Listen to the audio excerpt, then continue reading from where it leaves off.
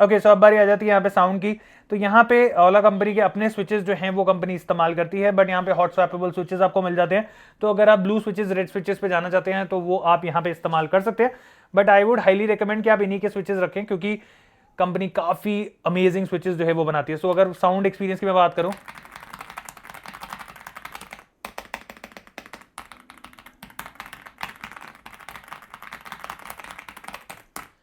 Sound is pretty nice and जिस तरीके से ब्लू स्विचेस के अंदर आपको थंप मिलता है वही सेम साउंड जो है वो आपको यहाँ पे मिल रही है।